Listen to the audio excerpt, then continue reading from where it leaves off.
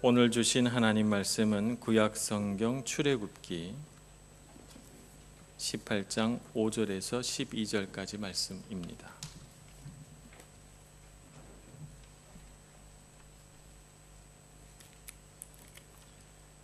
구약 성경 출애굽기 18장 5절에서 12절까지 말씀 봉독하겠습니다.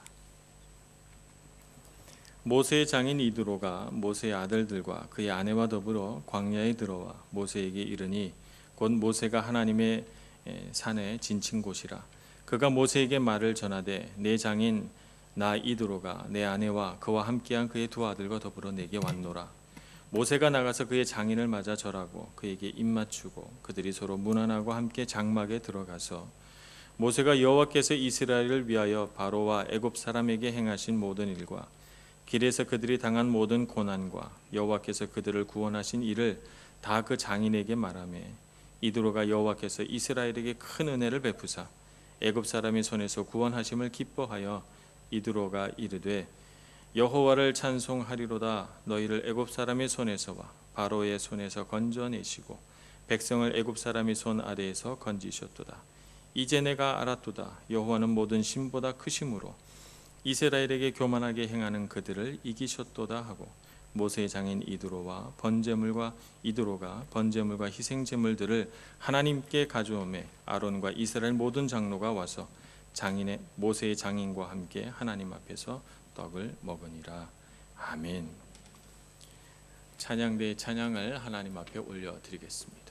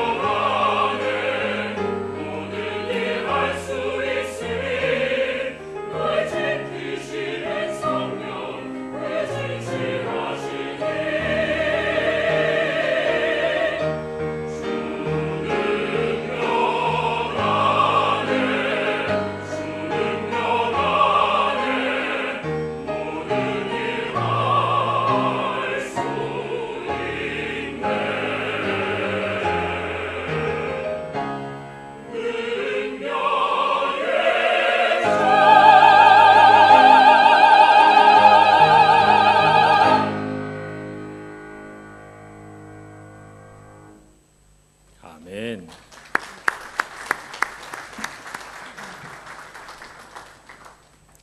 우리 4주 등반하신 분이 계신데 잠깐 우리 소개하고 그리고 기도하고 그리고 제가 말씀을 전하도록 하겠습니다. 우리 여기 총영상원 영사님으로 오신 임재진 집사님, 한영희 집사님, 또 우리 따님 오셨습니까? 우리 임수빈 씨하고 같이 올라오시면 선물을 전해드리고 잠깐 기도하고 말씀을 전하겠습니다. 잠깐 올라오시죠.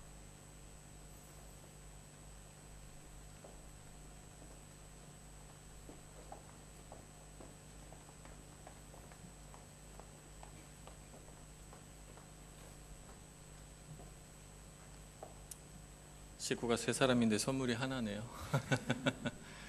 이번에 그 한국에 가서 조그만 탁상용 십자가를 해갖고 왔어요. 그래서 우리 세 가족들에게 그동안 액자를 선물해 드렸는데 조금 업그레이드 시켜서 탁상용 십자가인데 3개 드리면 좋은데 하나라서 좀 죄송하네요. 자, 축하드립니다.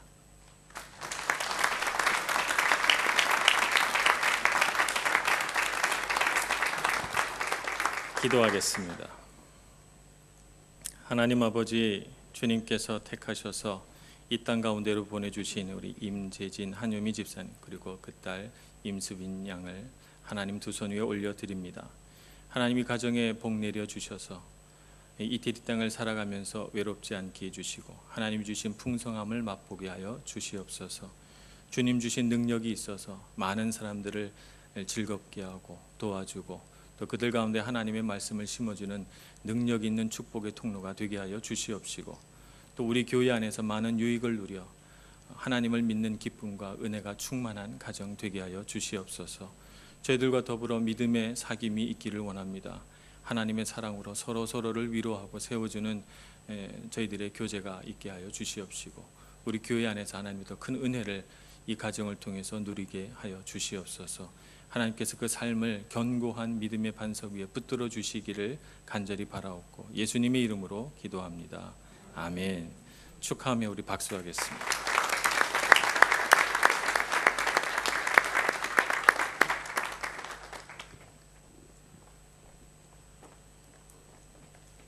모세가 믿음의 길을 걸어오면서 그가 많은 일들을 겪었습니다. 그가 이제 도착한 곳은 시내산에 도착했습니다. 그가 처음 하나님을 만난 곳이 바로 그곳이지요. 그가 나이 80세에 광야 땅에서 그냥 양치기로 자기의 삶이 마무리될 줄 알고 있었는데 그 시내산 혹은 또 호렙산이라고 불리는 그곳에서 이 떨기나무에서 불타는 떨기나무 가운데서 말씀하시는 하나님을 만나게 됩니다. 그곳에서 그는 하나님의 부르심을 받고 이스라엘 민족을 애굽 땅에서 건져낼 지도자로 세워지게 되는데 그가 정말 그런 하나님의 인도하심을 따라 많은 일들을 겪었잖아요. 애굽 땅에서 10가지 재앙들을 그가 경험했고 또 홍해를 하나님께서 갈라서 그 길을 건너게 하시는 그런 놀라운 기적을 보기도 하고 또 광야 가운데 들어왔을 때는 만나도 먹고 또 메추라기도 먹고 또 물이 없다고 하나님께 괴로움을 하소연하면 또 반석을 갈라서 물을 내시는 그런 하나님을 경험합니다. 그동안 모세는 그런 하나님이 인도하시는 그런 경험을 통해서 굉장히 마음이 믿음으로 굳세어지고 많은 영적으로 많은 성장을 이루게 됩니다. 자, 그래서 그가 이제 처음 하나님을 만났던 그 장소로 이제 온 것이죠. 아마 그 곳이 모세가 양치기를 했던 그 집에서 가까웠던 모양입니다. 그래서 장인 이드로가 아내와 또 두 아들을 데리고 이제 모세를 방문하러 왔습니다. 가족들끼리 만났으니까 얼마나 좋겠습니까? 요새 이제 유행하는 말이 이제 힐링인데 그야말로 모세가 힐링이 되는 거죠. 보고 싶었던 아들 보고 아내 이렇게 안아주고 그러면서 마음이 막 이렇게 풀어지고 굉장히 기뻤을 것 같아요. 그러면서 모세 입에서 자연스럽게 흘러나오는 것이 어떻게 하나님이 나를 여기까지 인도하셨나 라고 하는 것을 설명하기 시작합니다. 이드로가 깜짝 놀란 거죠. 입을 딱 벌리고 그 얘기를 듣다가 결국 그의 입에서 나온 첫 마디 말이 무엇인가 하면 여호와를 찬송하리로다. 이렇게 첫 마디가 나옵니다. 내가 이제 알았도다. 이 세상에 있는 모든 신들보다 주 여호와는 크시도다. 이렇게 하나님을 찬송합니다. 이드로라고 하는 이 사람은 미디안의 제사장이라고 합니다. 어떤 사람은 그가 정말 하나님을 섬겼다 이렇게 말하기도 하고 어떤 사람은 다른 신을 섬겼다 이렇게 말하기도 하지만 어쨌든 그는 제사장으로서 누구보다도 이 세상 만물을 통치하시는 하나님에 대해서 관심이 많은 사람입니다. 그가 발견한 것이죠. 이제 내가 알았도다. 이 세상에 여호와 하나님이 참 하나님이신 줄 내가 알았고 이제 그를 찬송하리로다. 이렇게 고백을 합니다. 우리가 하나님 앞에 찬양하는 삶을 살아가기를 원합니다. 특별히 우리 교회는 이제 찬양하는 분들이 참 많습니다. 정말 우리 모든 하나님 믿는 우리 교회 모든 교우들의 마음은 하나님을 찬양하며 평생을 사는 게 아마 소원일 것 같습니다. 그런데 우리가 어떻게 하면 하나님 앞에 우리 마음을 들여 찬송을 할 수 있을까? 그걸 먼저 생각을 해보고 싶어요. 그러려면 우리 안에 어떤 일들이 있어야 하는가 하면 하나님이 하신 일을 기억하고 경험하고 기억하는 일이 필요하다는 것이죠.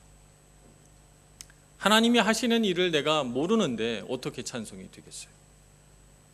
내가 하나님이 하시는 일을 내 삶 가운데 직접 경험하지 않고 어떻게 하나님 향해서 진실된 찬송을 할 수 있겠습니까? 제가 말씀드리려고 하는 하나님이 하신 일이라고 하는 것은 신실하신 하나님이라든지 통치하시는 하나님, 함께 하시는 하나님 같은 어떻게 보면 맞는 말이지만 우리 마음에 이렇게 탁 와닿지는 않는 그런 추상 논리로 말씀드리려는 것이 아닙니다.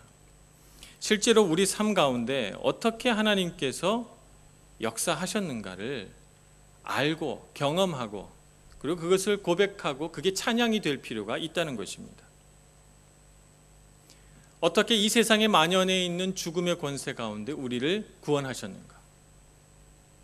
어떻게 내 인생이 의미 없는 인생 가운데서 의미 있는 인생으로 주님이 옮기셨는가? 라고 하는 것을 경험해 볼 필요가 있습니다. 그것을 알 필요가 있는 것이죠. 그러기 위해서는 가장 중요한 것이 모세와 같이 믿음의 모험이 필요하다 이렇게 말씀드릴 수가 있겠습니다. 믿음의 모험이 필요합니다. 하나의 실험이 필요합니다. 말씀대로 살 때, 신앙대로 살 때 과연 모세에게 일어났던 일과 같은 일들이 나에게도 일어나는가라고 하는 실험이 필요하죠. 그래서 그 믿음의 모험을 걸어가면서 우리에게도 정말 그런 어떤 믿음의 고백들, 경험들이 있어야 될 것입니다. 우리는 흔히 하나님을 믿는다 하면서도 실제로 어려운 상황에 이렇게 탁 부딪히게 되면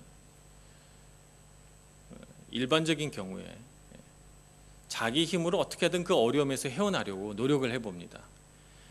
노력하다 하다 안 되면 하나님은 어떤 생각을 하실까 이렇게 생각이 가지요. 그래서 빠져나갈 꿈을 열심히 어떻게 좀 만들어 보려고 할 뿐 하나님을 신뢰하는 것이 먼저 앞서지를 못하는 우리 모습을 보게 됩니다. 그러다 보니까 하나님께서 만들어내실 어떤 기적이라든지 놀라운 일들을 소망하기보다는 쉽게 현실과 타협합니다. 이렇게 하자. 보통 그렇게 하는 방법이 이제 우리의 이성과 합리성을 사용해서 그렇게 현실과 타협합니다. 그러면서 애써 내가 현실과 타협한 것은 아니고 내가 이성적으로 합리적으로 판단한 것이라고 우리 자신을 위로합니다. 다윗과 골리앗을 우리가 기억하고 있습니다. 다윗과 골리앗, 사실 그 상황을 이성적으로 합리적으로 판단해 본다면 다윗이 백전백패할 수밖에 없는 명확한 정말 어떤 전력의 기울기가 분명한 그런 싸움이죠. 그런 싸움인데 다윗은 이미 수많은 믿음의 모험이 있었어요. 그는 양치기 시절, 아주 어린 시절부터 믿음의 실험들을 해왔거든요. 곰이 나타났을 때 싸워봤습니다. 사자가 나타났을 때 하나님 앞에 믿음으로 기도하고 정말 전력적으로 하나도 상대가 안 되는 그 사자 앞에서 믿음으로 도전해 봤거든요. 그런 경험이 있는 다윗이었기 때문에 또 다른 믿음의 모험 앞에서, 믿음의 도전 앞에서 그는 망설이지 않고 담담히 돌 5개를 주워서 자기 주머니에 집어넣습니다. 5개 중에 1개는 골리앗을 쓰러뜨릴 수 있을 거라고 믿으며 그는 골리앗 앞으로 나아가는 것이죠.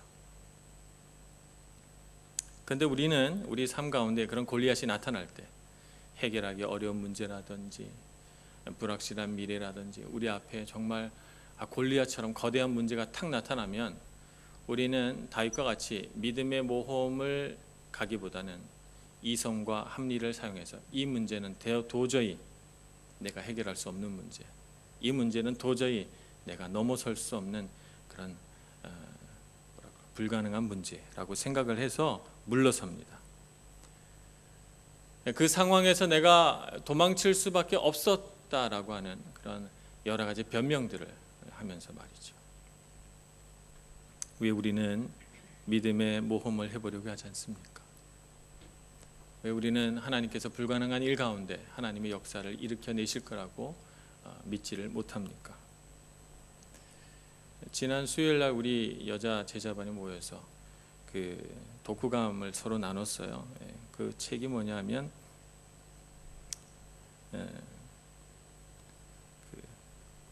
갑자기 책 제목이 댄 스니드가 지은 하나님이 만드신 참 좋은 나라고 하는 그 책을 서로 이제 읽고 이제 나눴는데, 그 책에 제가 기억하기로 첫 번째 장인가 두 번째 장에 메뚜기 콤플렉스라고 하는 게 나오면서 이렇게 쭉 설명을 합니다. 이스라엘 백성이 정탐꾼을 12명 보냈는데 10명이 그 정탐을 하고 나서 굉장히 절망하죠. 절망한 이유는요, 이 사람들이 너무 키가 큰 거예요. 너무 키가 크고 그들이 만든 성읍이 아주 돌로 지어서 단단하고 견고한 성읍인 것입니다. 그래서 이 10명의 정탐꾼이 고백하기를 그들이 보기에, 내가 보기에 그들 앞에서 나는 메뚜기 같았다 이렇게 고백합니다. 내 스스로 내가 메뚜기 같아 보였는데 하물며 그들의 눈에 보기에 나는 얼마나 더 하겠는가, 이렇게 이야기를 하면서 스스로를 굉장히 비참하게 여기고, 그래서 가나안 땅에 들어갈 수 없다고 말합니다. 제가 볼 때 굉장히 이성적이고 합리적인 판단입니다. 그렇죠. 그들의 키가 작았던 것이 아닙니다. 키가 컸습니다. 왜냐하면 그들은 블레셋 족속이고 지중해를 건너온 민족이기 때문에 키가 훨씬 컸습니다. 그들은 문화가 상당히 높은 수준에 있었기 때문에 정말 성읍은 견고했을 것입니다. 그런데 나머지 2명은 다르게 말했습니다. 그들의 성읍은 견고하고 그들은 우리보다 훨씬 키가 크고 강대할지라도 하나님이 하시면 나는 할 수 있다라고 그런 2명은 고백합니다. 그들이 바로 여호수아와 갈렙이지요. 그들은 믿음의 모험을 할 준비가 되어 있는 사람들입니다. 하나님께서 허락하시면 나는 할 수 있다라고 하는 생각을 가지고 있는 사람들이었죠. 우리는 주님을 신뢰하는 신앙의 실험을 좀 우리가 해볼 필요가 있습니다. 그런 믿음의 모험을 해볼 필요가 있죠.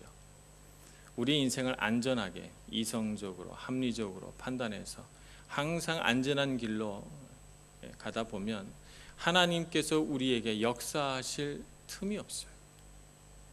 우리가 하나님께서 기적을 일으켜 내실 장소를 제공해 드리지 못하는 것입니다. 제가 전에 한번 말씀드린 적이 있는 그 안수현이라고 하는 청년이 있습니다. 이 청년은 의사였고요. 군의관으로 군대에 있다가 갑작스럽게 폐혈증이 걸려서 죽게 됩니다. 근데 죽은 다음에 유품을 정리하다 보니까 이 청년이 쓴 글, 일기, 그다음에 뭐 서평 이런 것들이 주옥 같은 글들이 나오는 거예요. 얼마나 그리스도인으로서 아름답게 살기 위해 이 청년이 분투한 삶을 살았는가 알게 되고, 그 주변에 많은 사람들이 그 청년으로 인해서 감동과 기쁨과 그런 은혜를 누리는 그런 일들이 많았어요. 그래서 그 안수현이라고 하는 청년을 사랑하는 사람들이 모여서 그 남은 글들을 모아서 책으로 냈는데, 그 청년 바보 의사라고 하는 책을 써냈죠. 그 청년, 안수현 청년이 쓴 글 중에 한 대목이 기억이 납니다. 처음 레지던트를 나가서 일을 하는데 후배고 또 일을 배우는 단계니까 주일날 쉴 수가 없는 거예요. 근데 주일날 쉬려면 방법이 있긴 있었어요. 다른 사람들보다 당직을 더 서면 됩니다. 당직을 더 서. 그러니까 밤을 새는 거죠. 밤새도록 응급실을 지키면 그런 날을 한 달에 한 2-3번을 더 하면 돼요. 또 남들은 하루 종일 쉴 때 자기는 주일날 아침서부터 점심까지만 짧게 쉬고 돌아온다면 주일날 쉴 수 있는 거예요. 많은 그리스도인들이 아마 그런 선택을 앞에 두고 쉽지 않을 거예요. 더 쉬고 싶을 거고 남들보다 더 일하는 거 반갑지 않을 것입니다. 근데 안수현 청년은 실험을 해보기로 했어요. 그 상황에서 내가 더 많은 당직을 서고 내가 더 짧게 쉬고 그러면서도 하나님 앞에 주의를 지키려고 할 때 주님이 내 삶 가운데 무슨 일을 만들어내시나 내가 보고 싶다, 이렇게 생각을 한 것이죠. 그래서 그런 결정을 하고 남들보다 더 많은 당직을 서고 더 짧게 쉬면서 주의를 열심히 지켰습니다. 그의 그 성실한 믿음, 그의 성실한 병원 생활, 이런 것들이 동료들 가운데 눈에 띄게 되고 많은 사람들이 이 청년을 사랑하고 많은 환자들이 이 청년의 의술뿐만 아니라 그 마음에 감동되어서 두고두고 이 청년을 기억하게 되는 것입니다. 똑같은 안씨인데 안종혁 박사라는 분이 있습니다. 이분은 미국에서 이제 공학 박사 학위를 따신 분이에요. 아마 미국에서 코스타 집회를 하면 이분이 꼭 와서 아마 자기 삶을 간증하는 걸로 제가 알고 있습니다. 이분이 청운의 꿈을 품고 미국으로 유학을 갔습니다만 그분의 표현에 따르면 본인은 머리가 좋은 사람이 아니었대요. 영어를 잘하는 것도 아니고 간신히 그 학교에서 요구하는 토플 점수를 딱 맞게 맞춰가지고 유학을 갔는데 박사 학위를 들어가려면 미국에서는 예비 시험을 쳐야 한답니다. 그래서 예비 시험을 몇 번을 치고 나면 기회를 더 이상 주질 않는데요. 그러면 딴 학교로 옮겨가든지 아니면 한국으로 돌아가야 되는 거예요. 이분이 4번을 떨어졌어요. 박사학위 예비 시험, 박사학위 졸업 시험이 아니고 예비 시험을 4번이나 떨어진 것입니다. 시작도 못하고 막 이렇게 있으니까 너무 마음이 안타깝고 4번의 시험을 치는 동안 하나님께 기도하지 않은 것 아니에요. 열심히 기도했는데 잘 안 됐던 것이죠. 그래서 마지막 5번째, 이번은 떨어지면 이제 거기 박사학위 심사위원들이 도저히 우리 학교에서 받아줄 수 없다 이렇게 말을 했어요. 마지막 기회인 거죠. 예비 시험을 준비하면서 한 일주일 앞으로 시간이 다가왔을 때 그의 마음 가운데 하나님께 반항하는 마음이 올라왔어요. 하나님, 내가 4번의 시험 동안 열심히 기도하고 주님께 매달리고 했는데 왜 저를 합격시켜 주시지 않습니까? 주님 그러신다면 저는 이번에는 제 힘으로 시험을 쳐보겠습니다. 이렇게 하는 마음이 생겼다는 거예요. 그래서 하나님께 기도하지 않고 이 시험은 내 힘으로 해보겠다 이렇게 결심을 하고 밤늦게까지 공부를 하고 그렇게 했습니다. 시험이 5일 앞으로 다가왔을 때 아침에 일어났는데 갑자기 허리를 못 쓰겠는 거예요. 허리가 움직여지질 않아요. 너무나도 통증이 크게 와서 일어설 수가 없습니다. 간신히 주일날 가서 예배를 하고 집에 돌아왔는데 그날부터 들어놓았어요. 누워서 막 마음이 너무 속상한 거죠. 지금 남은 시간 동안 밤을 새서 공부를 해도 통과할지 말지인데 이게 마지막 기회인데 어떻게 이런 일이 내 삶 가운데 일어나지? 마음이 너무너무 절망적이 되고 눈앞이 깜깜해지는데 그 순간 딱 드는 생각이 있었다는 거예요. 하나님께서 뭔가 내게 가르쳐 주시려고 하시는구나. 하나님이 나를 무척 사랑하시나 보다. 이런 생각이 들면서 하나님께서 내게 하고자 하시는 말씀을 내가 이 순간 들어야 되겠다라고 생각을 했다는 것입니다. 그래서 그가 누워있는 동안 3일 동안 금식하며 기도하기로 결정을 했어요. 어차피 공부는 못하니까 누워있으니까. 그렇게 기도하는 중에 하나님께서 한 가지 깨달음을 주셨습니다. 그분이 참 좋아하는 성경 말씀이 마태복음 6장 33절, 우리가 다 외우고 있는 말씀입니다. 먼저 그의 나라와 그의 의를 구하라. 그리하면 이 모든 것을 너희에게 더하시리라 라고 하는 말씀을 참 좋아한다는 거예요. 근데 갑자기 그 말씀을 기도 중에 기억나게 했는데 그 기도 중에 하나님께서 주시는 음성은 너가 이 말씀을 왜 좋아하니? 너가 좋아하는 이유는 먼저 그의 나라와 그의 의를 구하라가 좋아서가 아니고 이 모든 것을 더하시리라, 이 부분이 좋아서 그래서 너 이 말씀을 좋아하는 거 아니니? 라고 하는 하나님의 음성을 들려주셨습니다. 그래서 정말 이 안종혁 박사님 마음 가운데 그렇구나, 내가 여지껏 하나님께 받을 것만 생각했지 내 마음의 중심을 하나님께 드리질 않았구나 라고 하는 생각을 했다는 것입니다. 그래서 그 순간 그가 누워서 하나님께 기도하기를, 하나님, 제가 박사학위 받는 것을 하나님 섬기고 내 목숨 살피는 것보다 더 중요하게 여겼습니다. 제가 향유 옥합을 깨트리는 마음으로 박사학위를 내려놓겠습니다. 이렇게 기도했다는 거예요. 그러고 나니까 한편으로는 마음이 수련하고 한편으로는 갑자기 눈물이 줄줄 나와서 누운 채로 눈물을 한참 흘렸다는 거예요. 그러고 나서 마음이 시원해졌답니다. 아침에 일어났는데 갑자기 허리가 깨끗하게 나와버렸습니다. 깨끗하게 나왔고 밖에 나왔더니 세상이 달라졌더랍니다. 꽃이 피고 하늘은 어찌 그리 푸르르고 산은 어찌 그리 아름답고 세상은 어떻게 이렇게 달라졌는지 깜짝 놀라고 마음에 정말 하나님을 향해서 찬송하는 마음이 올라왔다는 것입니다. 시험은 이제 하루 남았는데 시험 공부를 하는데 너무 마음이 편안하고 그 마음 가운데 꼭 합격해 주실 것 같은 느낌이 들었다는 것입니다. 당연히 다섯 번째 본 시험에서 그가 합격했습니다. 하나님께서 그에게 말씀하시고자 하는 것은 우리가 하는 모든 일 가운데 하나님을 드러내라는 것입니다. 그래서 내 힘으로 살지 말고 하나님이 주신 힘으로 살라는 것입니다. 그것을 누구를 통해 드러내기를 원하시는가 하면 바로 우리의 삶을 통해서 하나님은 드러나기를 원하시는 것입니다. 그런데도 우리는 너무나도 많은 순간 내 힘으로 살아가려고 합니다. 내 힘으로 살아가려고 하다 보니까 하나님이 증거되는 것이 아니라 자꾸 내 능력, 내 지혜가 증거되지요. 그래서 우리는 믿음의 도전을 해볼 필요가 있습니다. 내 힘으로 할 수 없는 것, 내가 정말 못하겠다고 생각되는 것, 그런 상황과 그런 일들 앞에서 믿음의 모험을 떠나볼 필요가 있죠. 신앙의 실험을 한번 해볼 필요가 있습니다. 내가 이렇게 결정했을 때 하나님 과연 어떻게 하시나? 과연 내 삶에도 기적을 베풀어 주시는가? 도전해 볼 필요가 있습니다. 그래서 신앙의 실험을 해볼 때 제가 한 7개의 차원에서 한번 신앙의 실험을 해보시라고 도전을 드리고 싶습니다.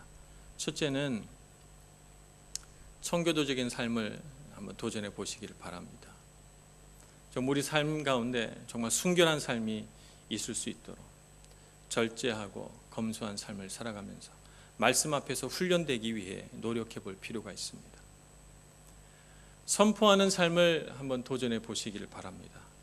하나님 말씀 전하려고 하면 왠지 입에서 떨어지지 않고 내게 임하신 하나님의 어떤 능력들을 증거하려고 하면 갑자기 손발이 오그라들고, 그래서 나 아니래도 말 잘하는 사람 많고 하나님 말씀 전할 사람 많은데 뭐 나까지 굳이 이렇게 생각하면서 하나님 말씀 선포하지 않는 삶을 살아가기 쉬운데 선포하는 삶을 살아가시기를 바랍니다. 나누는 삶을 살아가시기를 원합니다. 이곳에 살다 보니 정말 내 것 소중합니다. 내가 나누기가 쉽지 않습니다.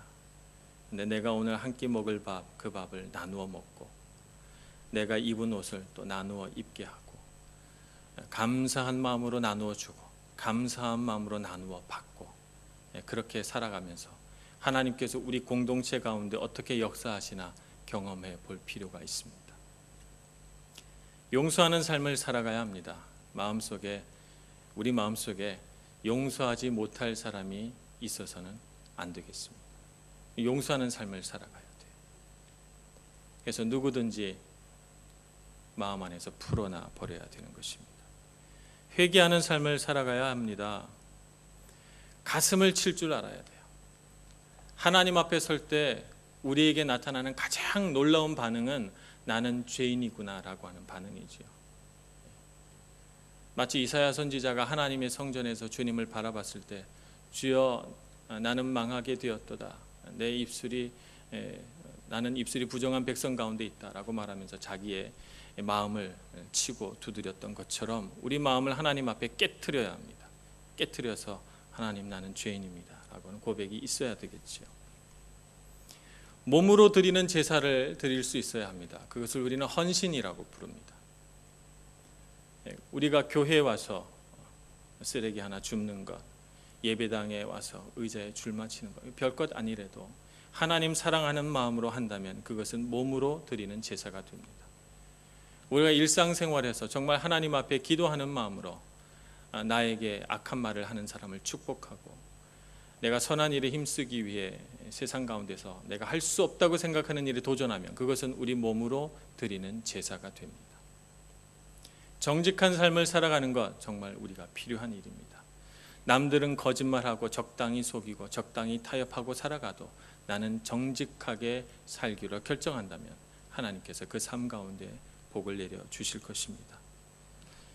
신앙의 도전을 해볼 필요가 있습니다. 세상이 가르쳐 준 대로 그렇게 사는 건 지혜롭게 사는 게 아니야 라고 하는 마음으로 세상에 적응하지 마시고 하나님의 말씀 앞에 훈련된 사람이 되시기를 축복합니다.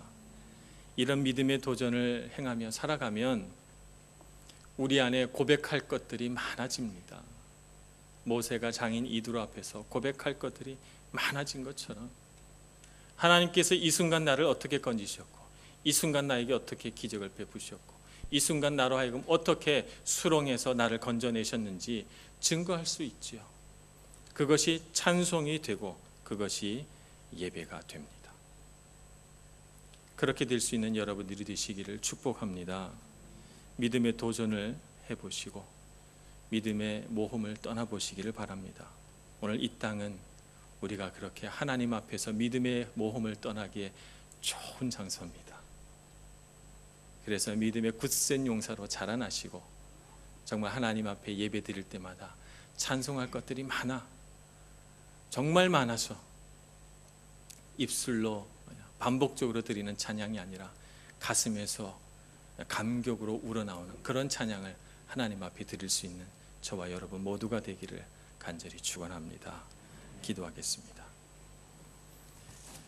은혜가 많으신 하나님 아버지, 주님의 크신 사랑으로 인도하셔서 하나님을 우리 삶으로 고백하고 믿는 저희들이 되게 하여 주시옵소서. 하나님 앞에 설 때마다 우리 믿음이 더욱 굳세져서 우리 삶 가운데 여러 모양으로 다가오는 믿음의 시련과 도전 앞에서 주님을 믿는 믿음으로 나아갈 수 있는 저희들 되게 해주시고 그 믿음의 도전을 쉼없이 행하는 저희들 되게 하여 주시옵소서. 예수님의 이름으로 기도합니다. 아멘.